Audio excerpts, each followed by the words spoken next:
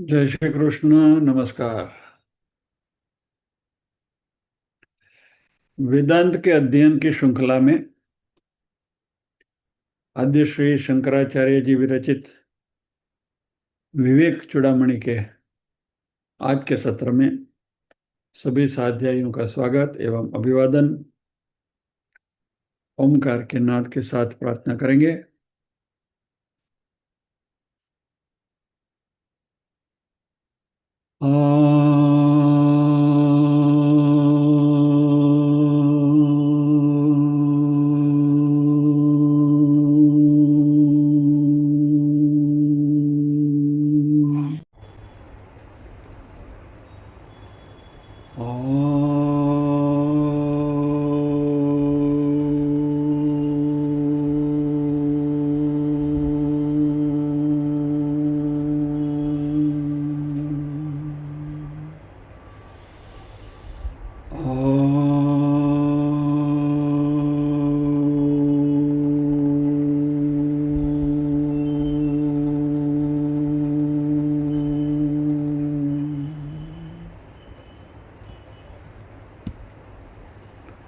वक्रतुंड महाकाय सूर्यकोटिसमप्रभ निर्विघ्नं कुरु मे देव सर्वकार्येषु सर्वदा।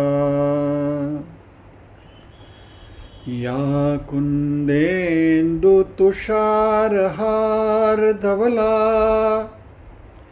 या शुभ्रवस्त्रावृता या वीणावरदण्डमण्डितकरा या श्वेतपद्मासना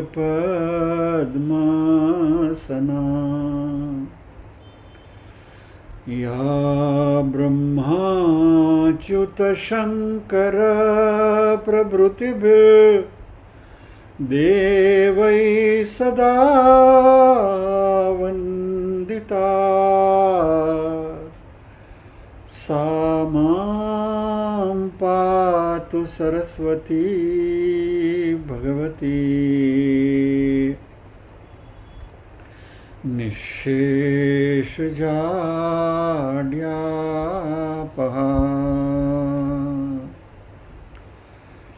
वसुदेवसुतं देवं कंसचाणूरमर्दनं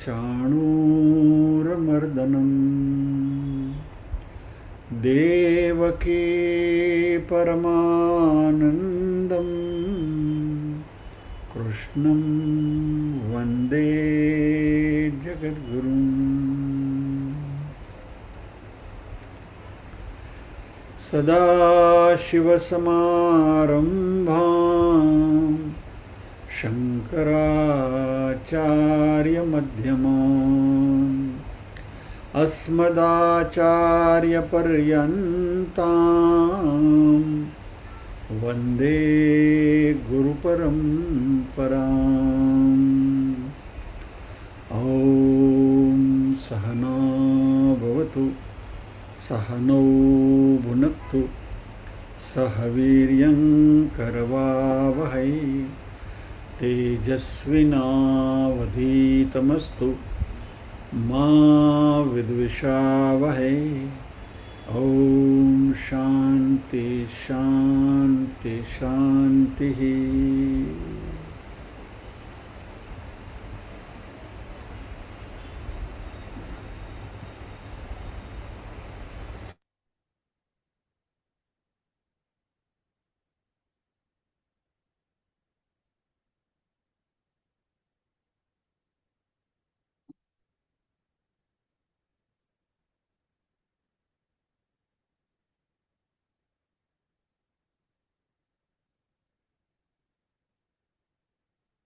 विवेक चूड़ामणि का अगला श्लोक।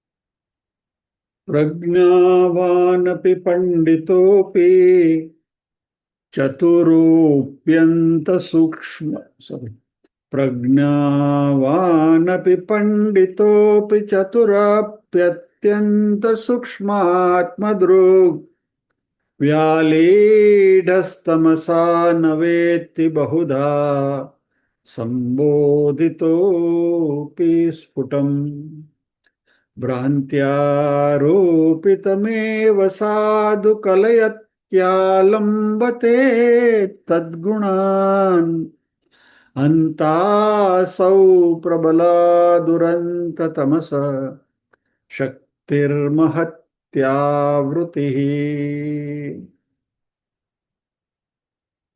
दोबारा।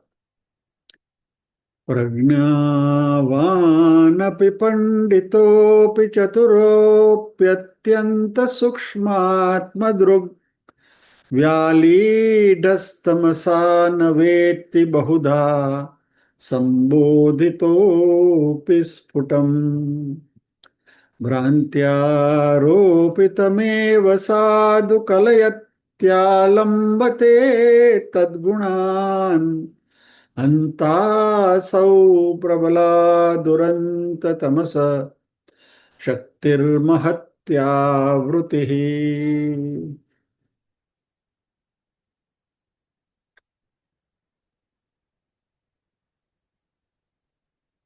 मैं कहूंगा कि श्लोक बहुत सुंदर है, तो आप कहेंगे विवेक चूड़ामणि के सभी श्लोक सुंदर हैं जैसे भगवद गीता के हैं। एनीवे, तमोगुण के लक्षण बताए हैं शंकराचार्य जी ने इसमें, और बहुत अनूठे तरीके से बताए हैं।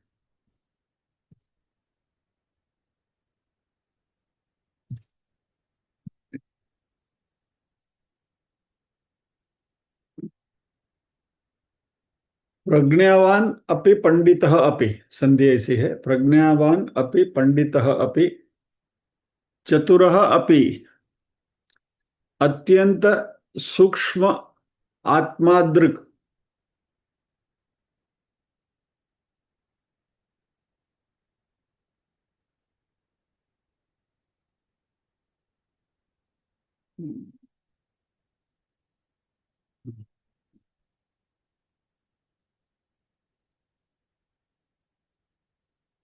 प्रज्ञावान अपि यानी ऑल्सो, इवन, प्रज्ञावान डायो मानस,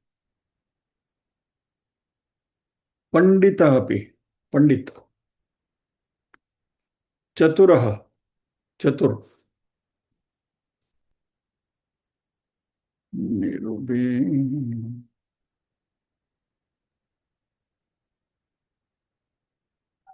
निरुबेन 5G का मोबाइल लेके बैठी हैं, ऐसा हाथ करते हैं तो उनका हाथ आ जाता है।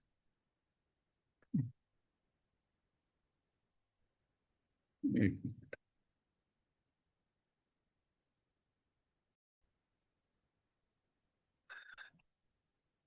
चलो एक बार श्लोक फिर से बोल लेते हैं, पूरा दिखेगा इस तरीके से। प्रज्ञावानपि पंडितोऽपि चतुरोऽप्यत्यन्त सूक्ष्मात्मदृग् व्यालीढस्तमसा न वेत्ति बहुधा संबोधितोऽपि स्फुटम् भ्रान्त्यारोपितमेव साधु कलयत्यालम्बते तद्गुणान् अन्तासौ प्रबला दुरन्ततमस शक्तिर्महत्यावृतिः।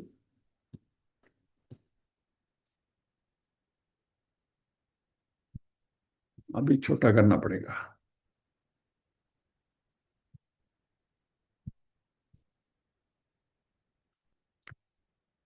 प्रज्ञावान अपि पंडितः अपि,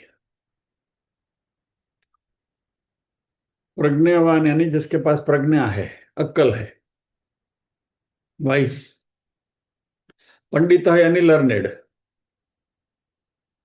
चतुर यानी चतुर, अभी उसका ट्रांसलेशन की जरूरत नहीं है। और अत्यंत सूक्ष्म आत्मद्रुग, यानी आत्मज्ञान में जिनकी सूक्ष्म दृष्टि है वैसा, the person who has recognise the self, आत्म तत्व की जिनको पहचान हुई है, ऐसे व्यक्ति की बात हो रही है। सॉरी।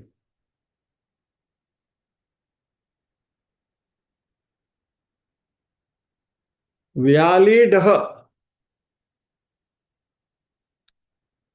तमसा। व्यालीढ़ यानी उसको पूरा घेर लिया है, निगल गया है। किसने? तमसः, बाय तमस। तमस ने जिनको पूरा पूरा घेर लिया है। न वेत्ति संबोधिता बहुधा अपि स्फुटम, उसको बहुत स्पष्टता से, स्फुटम यानी स्पष्टता, क्लैरिटी, क्लैरिटी के साथ भी यदि उसको कोई चीज बताई जाए, संबोधित यानी बताई जाए, न वेत्ति, तो भी उसके पल्ले नहीं पड़ता। भ्रांत्या आरोपितम एव साधु कलयते आलंबते तद्गुणाम। ये तमोगुण ने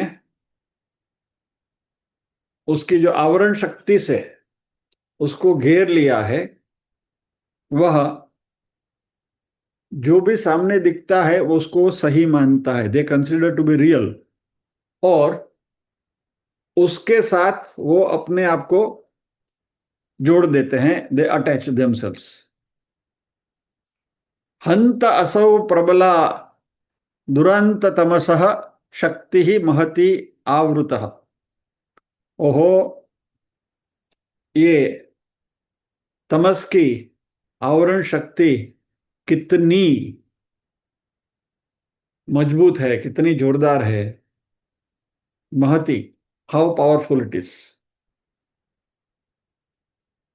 तो प्रज्ञावान यानी अक्ल वाला, वाइस पर्सन, पंडित, चतुर, जिसको आत्मदृष्टि प्राप्त हुई है, वैसा जो इस तमस के घेरे में आ गया है, उसको यदि सच वचन भी, सत्य भी उसको कहते हैं, तो भी उसके पल्ले नहीं पड़ता।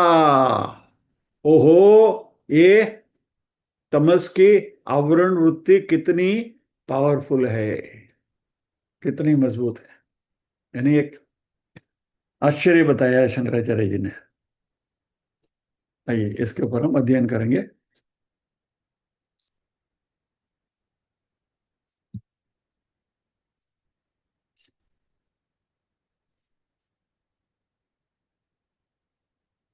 तो यहाँ शंकराचार्य जी तमो तमोगुण के गुणगान कर रहे हैं। गुणगान इन विथ आश्चर्य चिन्ह।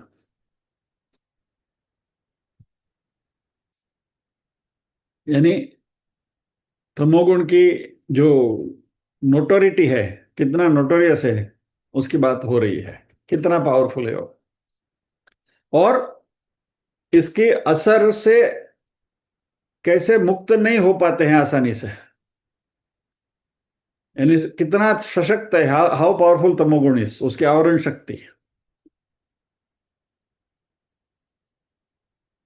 तो शंकराचार्य जी ने कहा कि बहुधा संबोधितोपि स्फुटम न वेत्ति तमसा व्यालीढ़। बहुधा संबोधितोपि स्फुटम न वेत्ति तमसा व्यालीढ़। व्यालीढ़ यानी ग्रिप्ट, घेर लिया है तमोगुण ने, तमोगुण के घेरे में आ गया है, डोमिनेट हो गया है। व्याली का लिटरल डिक्शनरी मीनिंग है निगलना।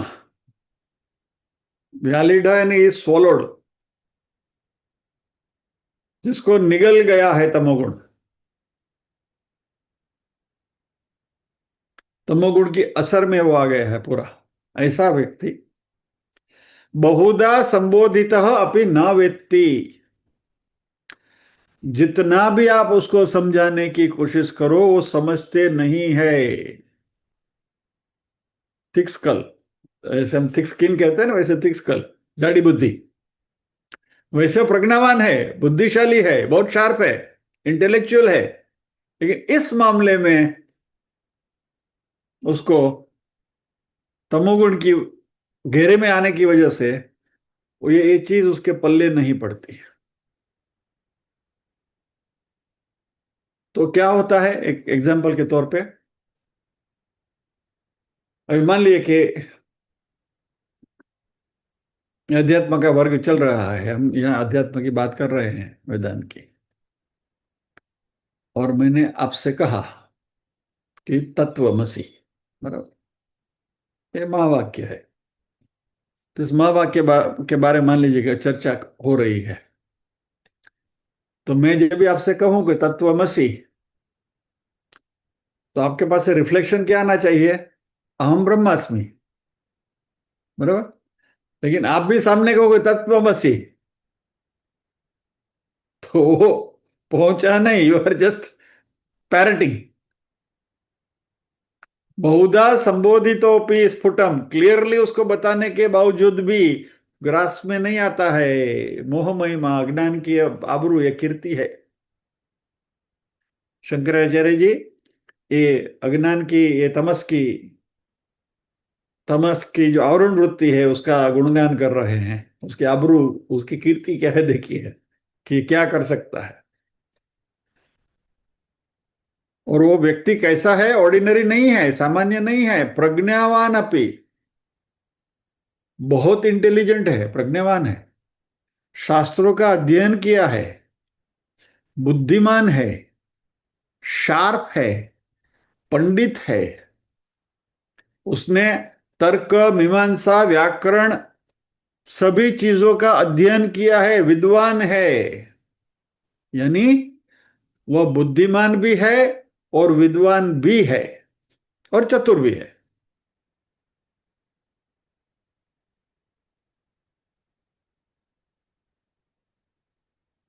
चतुर का हमने पहले एक बार देखा था, उहापोह विचक्षण, यानी निरक्षर का जो न्याय कर सकता है, कैपेबल ऑफ डिस्क्रिमिनेशन, विवेक जिसका स्ट्रांग है। चतुर बोलो, निपुण बोलो, समर्थ बोलो, विवेकी बोलो, अत्यंत सूक्ष्म आत्मद्रुक, उसकी जो कुशाग्र बुद्धि है वह बहुत सूक्ष्म तत्व जो होता है, सटल टॉपिक। विज्ञान का एग्जांपल दें तो आइंस्टाइन की थ्योरी ऑफ रिलेटिविटी, कि जो सामान्य व्यक्ति के पल्ले नहीं पड़ती, ऑर्डिनरी व्यक्ति का तो काम ही नहीं है कि इसके बारे में बात करे, सोचे या तो अध्ययन करे। लेकिन ये व्यक्ति ऐसा है, इंटेलिजेंट है, शार्प है, उसको आइंस्टाइन की थ्योरी ऑफ रिलेटिविटी बराबर समझ में आती है। मैथ्स के कठिन प्रश्न, प्रॉब्लम से वो सॉल्व कर लेता है। यानी संगीत में निपुणता है, मास्टर है, जो भी कहो उसमें उसकी मास्टरी है। अव्वल नंबर का चार्टर्ड अकाउंटेंट है, अव्वल नंबर का डॉक्टर है, वकील है, दलील ऐसी करता है कि बात छोड़ो। ऐसा कुशाग्र बुद्धि वाला बुद्धिमान व्यक्ति भी वेदांत की जब भी बात आती है, तमस व्यालीड, तमोगुण ने जिसको निगल गया है वह न वेत्ती, उसको ये वेदांत का कुछ समझ में पल्ले नहीं पड़ता। स्पष्टता से उसको समझाने के बावजूद भी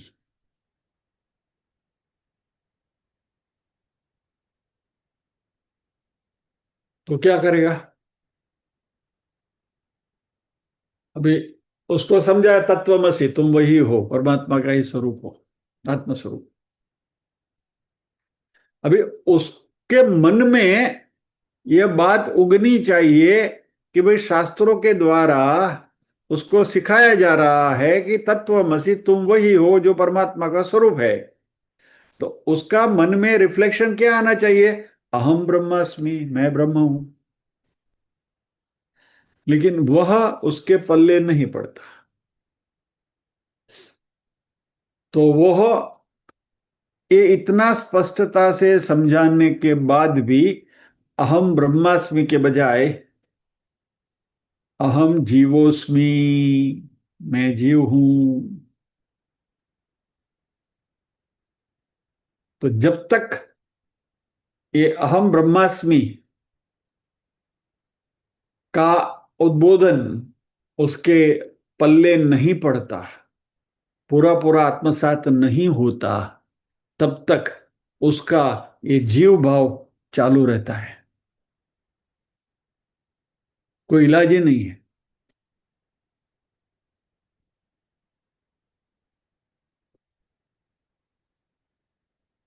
भ्रांत्यारोपितमेव कलयति। भ्रांत्यारोपितमेव साधु कलयति। शरीर को ही वह सत्य मान लेता है। Body is this, physical body is the reality. मैं जो शरीर से दिख रहा हूं वही सत्य है। यानी उसने अपनी पहचान खो दी है, सही पहचान खो दी है, मिस्टेकन आइडेंटिटी। भ्रांत्या आरोपितम, यानी शरीर को मानता है मैं हूं, फिर वो मैं पुरुष हूं, मैं महिला हूं, वगैरह वगैरह, बच्चा हूं। और बौद्धिक रीति से भी, साइकोलॉजिकली, ब्रह्म के अलावा कुछ भी, जिसको हम अहंकार कहते हैं, मैं, साधु कलयति, उसको वह रियल मान लेता है, सत्य मान लेता है। साधु यानी रियल। तो वेदांत के हिसाब से यह जो उसकी मान्यता है वह गलत है। तो सत्य क्या है? मैं शुद्ध हूं, मैं बुद्ध हूं, मैं अमर्त्य हूं, बराबर। लेकिन ये सारी बातें उसके पल्ले नहीं पड़ती। तो ये साधु कलयते। और ये गलत पहचान जब भी उसकी बन जाती है, भ्रांति आरोपितम, गलती से, तो क्या होता है? उसके जो भौतिक प्रॉपर्टीज है, फिजिकल प्रॉपर्टीज है, वो भी वो कहता है वो मेरी है।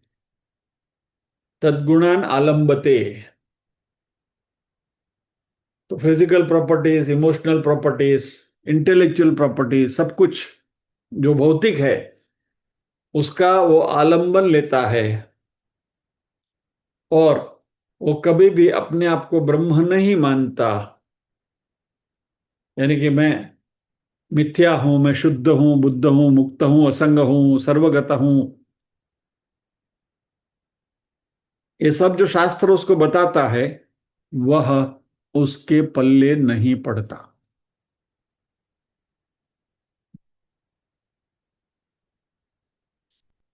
यह एक समझने जैसी अच्छी बात आई है। धर्मी अध्यास और धर्म अध्यास। धर्मी यानी प्रॉपर्टी। धर्मी अध्यास यानी जो वस्तु है उसके साथ अपने आप को आइडेंटिफाई करना। और धर्म अध्यास जो है वो वस्तु की जो प्रॉपर्टी है उसके साथ अपने आप को आइडेंटिफाई करना। तो मैं शरीर हूं, वो धर्मी अध्यास हो गया। यानी शरीर के साथ मैं अपने आप को आइडेंटिफाई कर, वस्तु क्या है? शरीर है, ए थिंग। तो उसमें धर्मी अध्यास यानी उसके अंदर में अध्यास करता है, यानी कि शरीर मैं हूं ऐसा मानता है। और धर्म अध्यास यानी शरीर की जो प्रॉपर्टी है उसके साथ वो अपने आप को जोड़ता है। तो मैं मोटा हूं, मैं छोटा हूं, मैं लंबा हूं, मैं नाटा हूं, मैं काला हूं, मैं गोरा हूं, वगैरह वगैरह। तो धर्मी अध्यास और धर्म अध्यास दोनों गलतफहमियां उसकी चलती रहती हैं।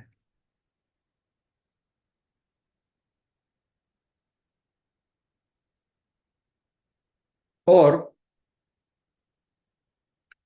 गुरु यहाँ कहते हैं शंकराचार्य जी, हंत। हंत यानी अरे, अरे रे, अलास।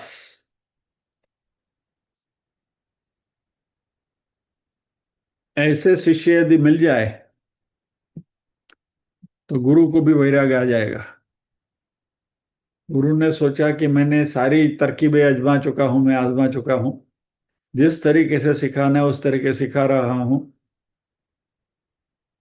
क्लास में स्वीट डिश भी परोसता हूं कभी कभी। ये सब करते हुए भी यदि ये पहुंचता नहीं है तो गुरु भी क्या करेगा? भगवान से प्रार्थना करेगा कि भैया एक दिन ऐसा आ जाए कि जब भी तुम्हारे मन में उगे कि हम ब्रह्मास्मि तत्वमसि तो कहते ही रहेंगे। तो गुरु का पुरुषार्थ हो गया। और यहां से फिर गुरु ने या तो शिष्य ने, आचार्य ने, जो भी है, उसने मात्र परमात्मा की प्रार्थना में ही जुड़ जाना है कि भाई इसका कल्याण करो। तो इसलिए यहां शंकराचार्य जी इस शब्द का, हंत शब्द का प्रयोग करते हैं। हंत, ओहो, अलास। असौ तमसा आवृत प्रबला। तमोगुण की जो आवरण शक्ति है, प्रबला, बहुत एक्सट्रीमली पावरफुल है।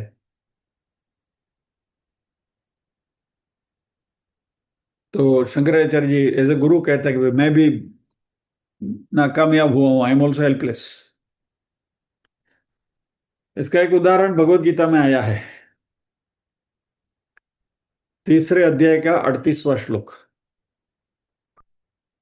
धूमेनाव्रियते वह्निर, धूमेनाव्रियते वह्निर, अरे सॉरी, अनुष्टुप छंद नहीं आ रहा है, एक मिनट। चौदेशे प्रतिष्ठाप्य धूमेनाव्रियते वह्निर्यथा दर्शो मलेन च यथोल्बेनावृतो गर्भस्तथा तेनेदमावृतम्। धूमेनाव्रियते वह्निर्यथा दर्शो मलेन च यथोल्बेनावृतो गर्भस्तथा तेनेदमावृतम्। धूमेना, धूमेन आव्रियते वह्नि, वह्नि यानी अग्नि, धुएं से ढक गया है। आदर्शो मलिन च, आईना जो है उसके ऊपर मलिनता छाई हुई है, कचरा लगा हुआ है आईने के ऊपर।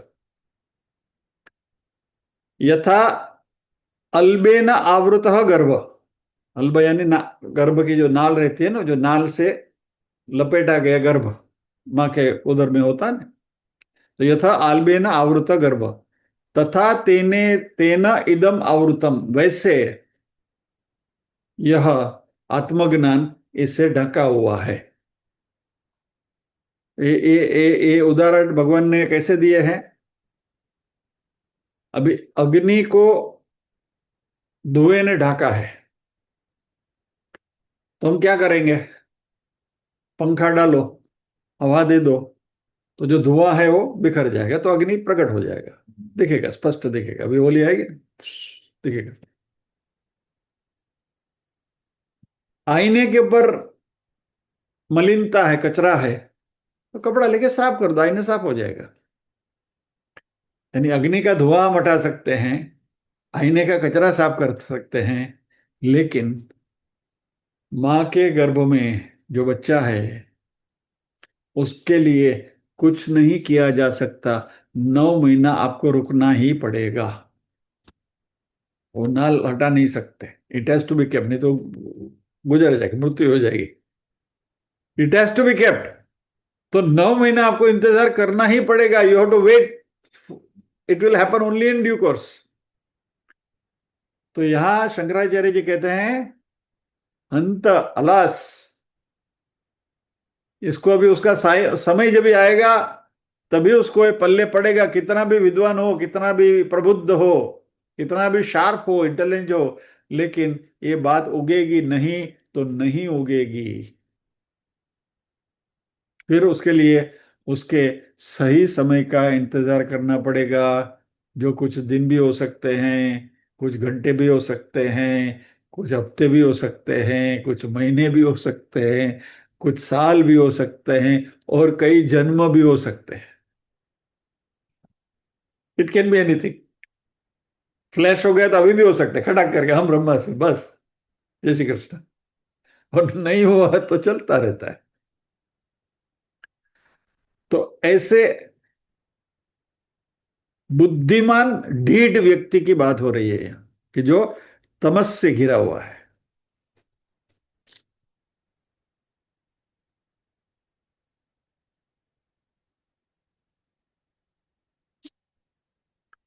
अभी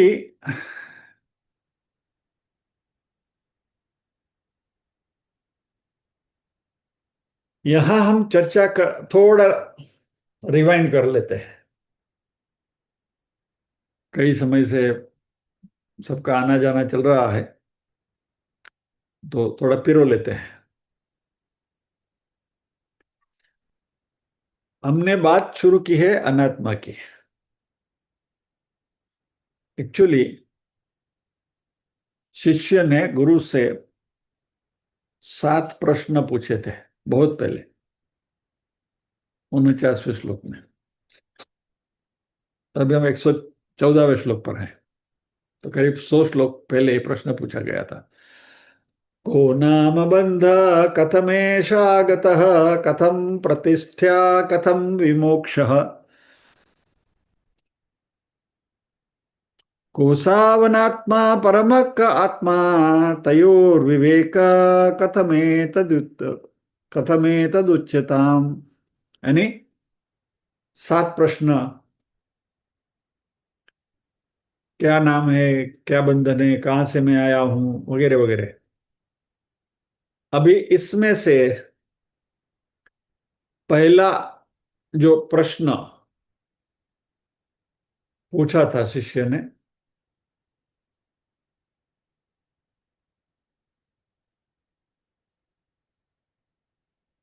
अनात्मा के बारे में।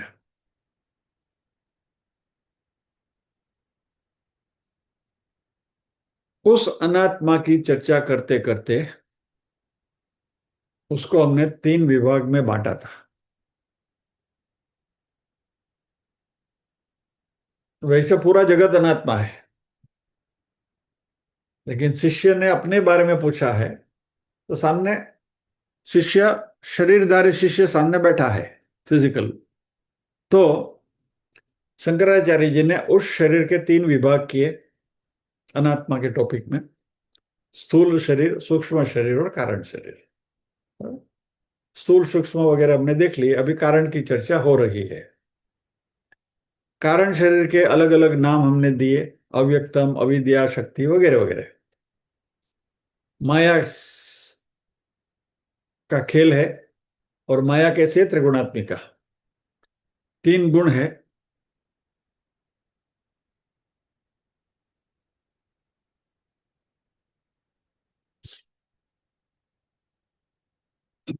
उसमें हमने पहले रजोगुण की बात करी, रजोगुण की विक्षेप शक्ति की बात करी, और अभी हम तमोगुण की बात कर रहे हैं, और तमोगुण की आवरण शक्ति की बात कर रहे हैं। विक्षेप शक्ति यानी प्रोजेक्शन, आवरण शक्ति यानी उसको कवर करना, उसको ढांकना। तो रजोगुण की विक्षेप शक्ति है, और तमोगुण की आवरण शक्ति है। और ये रजोगुण की विक्षेप शक्ति और तमोगुण की आवरण शक्ति दोनों एक दूसरे के साथ हाथ में हाथ मिलाते चलते हैं। They go in tandem, they work in cooperation. रजोगुण तमोगुण की सहायता से ही कार्यान्वित होता है। यानी विक्षेप शक्ति जो है, वह आवरण शक्ति का सहारा लेते हुए ही अपना कार्य करती है। कैसे? तो हमारा वेदांत का ही बहुत चर्चित हमारा उदाहरण है रज्जु सर्प का। रज्जु पड़ी है, तो हमारा उसके बारे में अज्ञान, यानी आवरण शक्ति, तो हमें रज्जु दिखती नहीं है। अज्ञान ने रज्जु को रज्जु है वो दिखने नहीं दिया। ये तमोगुण का लक्षण, आवरण शक्ति। सो हमको ऐसा लगता है कि समथिंग इज देयर, कुछ है उधर, वो क्लैरिटी गई रज्जु की, बराबर, धुंधला कर दिया तमोगुण ने। जैसे धूमेनावृत वहनी, आग के ऊपर जैसे धुआं छा जाता है तो अग्नि की जो ज्वाला है वो क्लियरली दिखती नहीं है, आईना बिल्कुल साफ दिखता नहीं है, धुंधला हो गया। वैसे वो रज्जु जो है पड़ी है, वो दिखती नहीं है, धुंधली है, कुछ है। ये आवरण शक्ति, भाई कुछ पड़ा है कैचे। अभी आवरण शक्ति ने अपना काम कर लिया, अभी विक्षेप शक्ति का कार्यान्वित होती है। विक्षेप शक्ति बोलती है ये सांप है,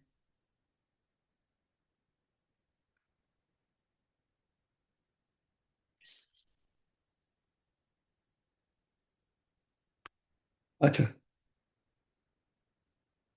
थोड़ा इसको भेजे का छोटा सा दही कर लेते हैं, थोड़ा हिला लेते हैं भेजे को। आवरण शक्ति कार्यान्वित होती है तो विक्षेप शक्ति उसका लाभ लेती है, and it does this job. लेकिन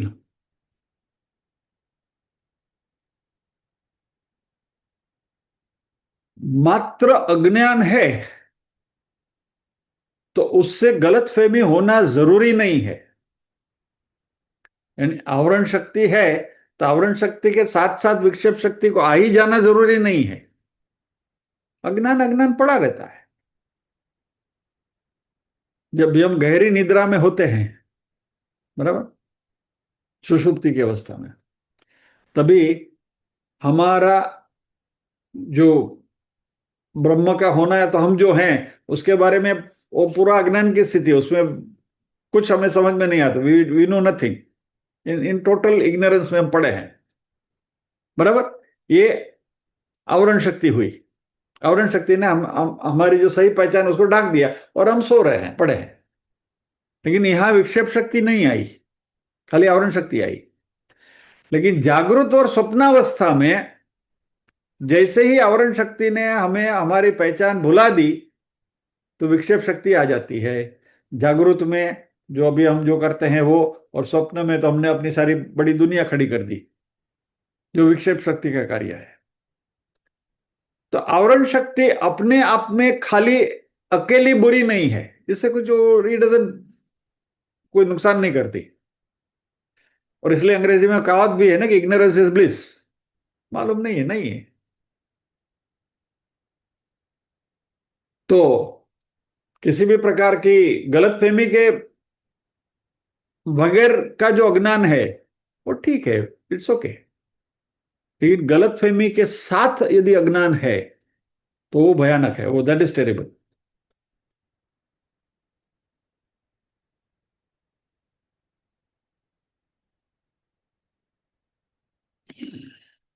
तो जब भी आवरण शक्ति उस व्यक्ति को निगल जाती है, व्याली ढ,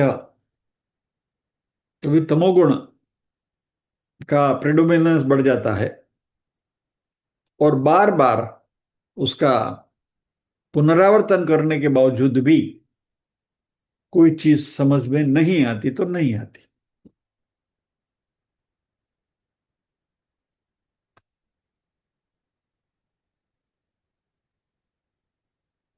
प्रत्येक व्यक्ति में ये तीनों गुण होते ही हैं, क्योंकि हम सब माया की पैदाइशी संतान है। तो माया के तीन गुण हैं तो हमारे भी तीन गुण हैं, हमारे भी सत्व रज और तम है। और वो हमेशा आप सात्विक ही रहेंगे ऐसा नहीं है, आप राजसी रहेंगे ऐसा भी नहीं, आप तामसी रहेंगे वैसा भी नहीं है। पर्सनालिटी में सात्विक राजसी तामसी का प्रभाव होता है, लेकिन दिन भर में भी सत्व रजतम का प्रमाण भी कम ज्यादा हो सकता है। क्या? सुबह जब भी हम उठते हैं ना, कराग्रे वसते लक्ष्मी करमूले सरस्वती में, तभी हम सात्विक होते हैं। स्नान करके भगवान की पूजा कर ली तब तक सात्विकता चलती है। फिर बाद में राजसी हो जाते हैं, दौड़ने लगते हैं। और फिर दोपहर में घर आए और श्रीमती जी के हाथ की गरम गरम रोटी खाई, भरपेट खा ली, और फिर जम्बाई आने लगी और सो गए। तो वहां हम तामसिक हो गए। अभी आश्रम में भी ये सब, जो आश्रम में जो विद्यार्थी विद्या पाठ करते हैं, अध्ययन करते हैं, उनको भी जब ये व्याकरण सिखाया जाता है, एक तो संस्कृत का व्याकरण कैसा है हमें मालूम है, Rita Ben will watch for it. हम सब ने उसका थोड़ा बहुत स्वाद चखा है कब, एट सम डे और other। और उसमें भी पाणिनि का व्याकरण आ गया, गए काम से, कुछ पल्ले ही नहीं पड़ता है। उसके पाणिनि के सूत्र जो आपको रटने पड़ते हैं, और उसका फिर अर्थ समझ के फिर उसमें से वो ग्रामर के जो नियम आपको सीखने पड़ते हैं, that is very very very very difficult. और तभी कितना भी होशियार विद्यार्थी हो, उसको नींद आना साहजिक है।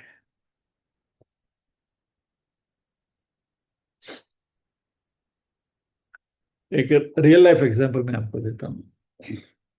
पूना में नेशनल इंश्योरेंस एकेडमी है, जहाँ पूरे भारत से और कुछ विदेश से भी विद्यार्थी वहाँ इंश्योरेंस के विषय में अध्ययन करने के लिए आते हैं।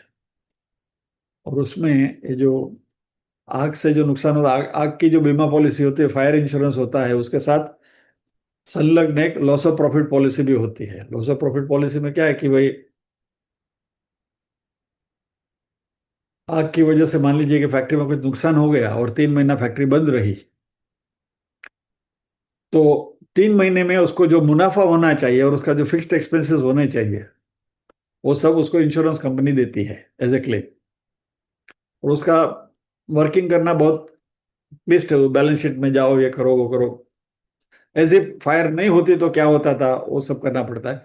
और उसमें बहुत कोई बखड़ जंतर होता है। तो ऐसे बड़े बड़े क्लेम्स मैं भी करता था। तो वहां literally you sit into the seat of the owner of the company. नहीं नहीं, छोड़िए इसको। अभी वहां एनआईए में मैं ये इस विषय के ऊपर, इसको लॉस ऑफ प्रॉफिट पॉलिसी बोलते हैं या तो बिजनेस इंटरप्शन पॉलिसी बोलते हैं, उसके ऊपर मैं लेक्चर देने को जाता था वहाँ। सब इंश्योरेंस के सभी ऑफिसर्स वगैरह आते थे, मैनेजर्स वगैरह। तो उनको एलओपी का सब्जेक्ट सिखाने के लिए मैं जाता था। और बचपन से भगवान ने मेरे में एक चीज रखी हुई है सिखाने की। तो जो जिस क्षेत्र में है वहां सिखाने की चेष्टा तो करता ही हूँ। तो वहां एनआई में जाता था। और वहां विषय इतना क्लिष्ट होता था। और नॉर्मली मैं यहाँ से सुबह निकलता था 6 बजे, तो नहीं तो I have to go earlier night, और फिर वहां रात रुको, ये सब झमेला करने के बजाय I would leave early in the morning. Pune पहुंच जाता 10-11 बजे। आई यूज टू टेल, मेरा जो सेशन है दोपहर को लंच के बाद का रखना, तो खत्म करके 4-4:30 बजे मैं निकल जाऊँ, रात को 9 बजे तक घर वापस आ जाओ। तो एक दिन में पूरा तमाशा पूरा हो जाता है। तो मेरा नॉर्मली सेशन लंच के बाद होता था। तो I use to tell them,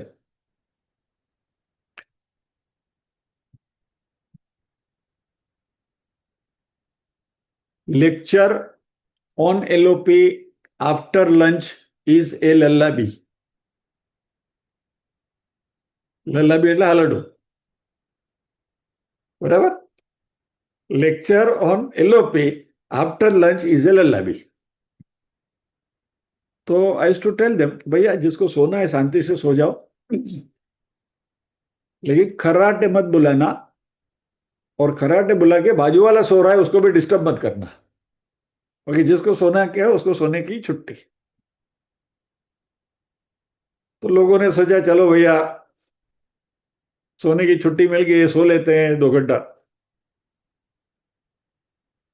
और फिर I to put cherry on the ice cream. और जेब में से 100 की नोट निकलता था, टेबल पे रखता था। ये 100 रुपए की नोट यहां रख रहा हूं।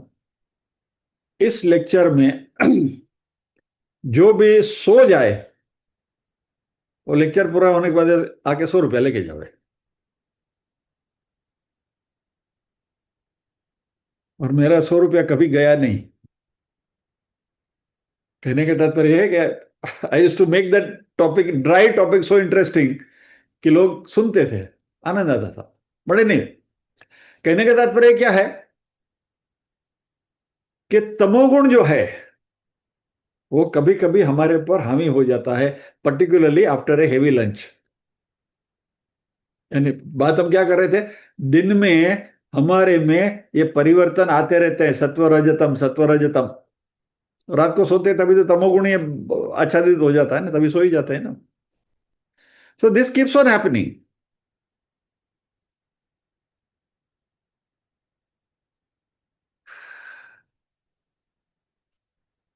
तो प्रज्ञावान अपि, पंडितोपि, चतुरोपि, प्रज्ञावान, इंटेलिजेंट, पंडित, लर्नेड, चतुर यानी स्मार्ट, अत्यंत सूक्ष्म आत्रद्रुग, जो बहुत सूक्ष्म से सूक्ष्म चीज को भी आत्मसात कर सकता है, वैसा व्यक्ति भी जब अहम ब्रह्मास्मि आता है, देयर इज अ प्रॉब्लम। तमस व्यालिड, तमस जिसको निगल गया है, ओवर पावर्ड बाय तमोगुण। भ्रांत्य आरोपितम एव साधु कलयति। तो ये सब उसको सिखाने के बावजूद, समझाने के बावजूद, तत्वमसी वगैरह वगैरह सब कुछ बताने के बावजूद भी, भैया मैं तो ये जो शरीर हूं, ये हूं जो दिखता है, यद दृष्टम तत् सत्यम, ये सामने दिखता है, क्या सब गलत हो सकता है क्या? All that can can be false क्या? मैं इतना पैसे कमा के अपना पुरुषार्थ से करोड़पति बना हूं, देखो मेरा इतना बड़ा फ्लैट है, 4 करोड़ का फ्लैट लिया है, मर्सिडीज गाड़ी, ऐसा ये सब आप बोलते हैं कि मिथ्या है? तो यह है सब क्या फिर? यानी बहुत शार्प है, इंटेलिजेंट है, अपने बिजनेस में बहुत माहिर है, everything is good. Moment you से कि भाई ये सब मिथ्या है, तुम तो ब्रह्म का स्वरूप हो, बोले नुक्को, ये नहीं। शुद्ध स्वरूप मेरा है, कॉन्शियसनेस है, मैं हूं, शुद्ध चैतन्य मैं हूं, ये स्वीकार नहीं करेगा। हंत अलास, अरे रे, शंकराचार्य जी कहते हैं, असौ प्रबला दुरंत तमसः शक्तिर्महा आवृतः। ये तमस की जो शक्ति है, महान शक्ति है, उससे वो आवृत, घेरा गया है।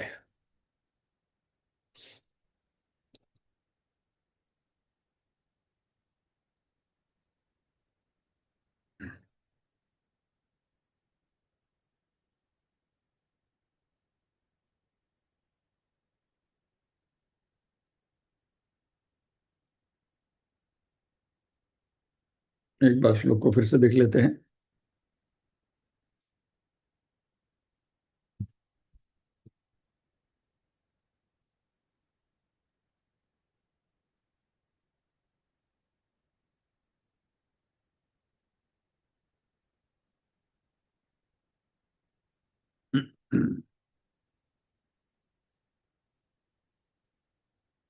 प्रज्ञावानपि पंडितोपि चतुरोप्यत्यंत सूक्ष्मात्मदृक् व्यालीढस्तमसा न वेत्ति बहुधा संबोधितोऽपि स्फुटम् भ्रान्त्यारोपितमेव साधु कलयत्यालम्बते तद्गुणान् हन्तासौ प्रबला दुरंत तमस शक्तिर्महत्यावृतिः। बराबर।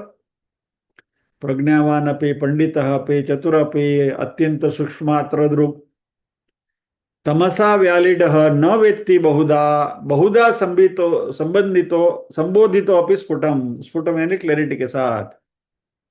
अभी आप सबको भी ये तमोगुण घेर रहा है, व्यालिडस्तमसा, सबके चेहरे के ऊपर निद्रा की असर दिख रही है, कोई कोई जम्भाई भी ले रहे हैं, तो समय हो गया है विराम लेने का। तो आज हम यहीं रुकेंगे, विराम लेंगे, प्रार्थना करेंगे।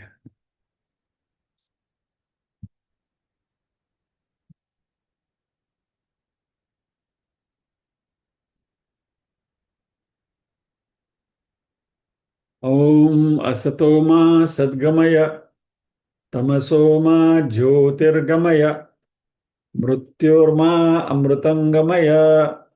सर्वेषां स्वस्तिर्भवतु, सर्वेषां शान्तिर्भवतु, सर्वेषां मङ्गलं भवतु, सर्वेषां पूर्णं भवतु।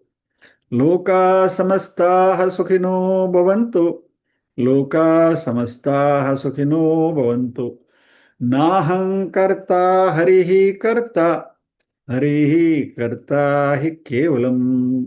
ओम शांति शांति शांति ही। सभी के हृदय कमल में विराजमान परम कृपालु परमात्मा को वंदन करते हुए आज के सत्र को विराम देते हैं। अगले गुरुवार फिर मिलेंगे अगले श्लोक के साथ। हाँ, इसके अगला श्लोक आएगा।